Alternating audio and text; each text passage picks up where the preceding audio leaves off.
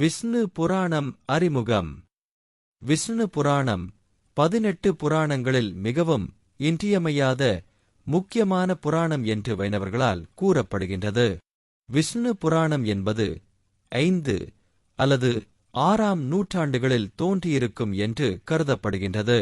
விஷ்ணு புராணத்தில் பலவிதமான குறிப்புகளைப் பற்றி நாம் அறிந்து கொள்ள முடியும்.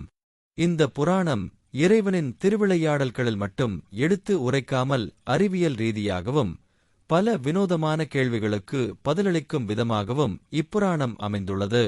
புராணம் என்பது இறைவனின் திருவிளையாடல்கள் மட்டும் எடுத்துரைக்காது, அதை மீறிய அறிவியல் சார்ந்த கருத்துக்களையும் கதைகளின் வழியாக நம்முடைய முன்னோர்கள் நமக்கு எடுத்து சென்று இருக்கின்றார்கள் என்பதை நாம் இந்த புராணத்தை படிப்பதன் மூலம் அறிந்து கொள்ள முடியும்.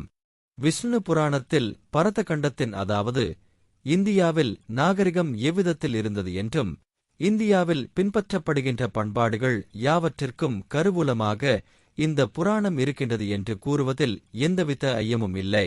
18 புராணங்களில் விஷ்ணு புராணம் என்பது 3வது புராணமாக கூறப்படுகின்றது.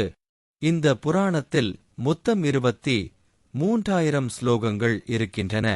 இன்றைய நிலையில் கிடைக்கின்ற விஷ்ணு புராணம் அல்லது 6,000 பாடல்களை கொண்டதாகும். விஷ்ணு புராணம் 6 பெரும் பகுதிகளாக பிரிக்கப்பட்டு இருக்கின்றன. இதில் 128 அதிகாரங்கள் உள்ளன. விஷ்ணு புராணத்தில் 4ஆம் அத்தியாயம் மட்டுமே உரைநடையில் எழுதப்பட்டு இருக்கின்றது.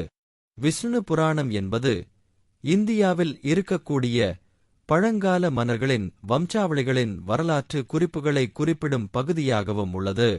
ஒவ்வொரு புராணமும் அறிவியலிலும் ஞானத்திலும் சிறந்த முனிவர்களாலும் ரிஷிகளாலும் அவர்களுடைய சீடர்களுக்கு எடுத்துரைக்கும் வகையில் வடிவமைக்கப்பட்டிருக்கும். இந்த புராணமும் அதே வகையில் வடிவமைக்கப்பட்டிருக்கிறது. அதாவது பராசர முனிவர் மூலமாக இந்த புராணம் நமக்கு கிடைத்திருக்கின்றது. இதில் கேள்வி கேட்கக்கூடிய நபராக இருப்பவர் அவருடைய சீடரான மைத்ரேய முனிவர் என்பவர் ஆவார்.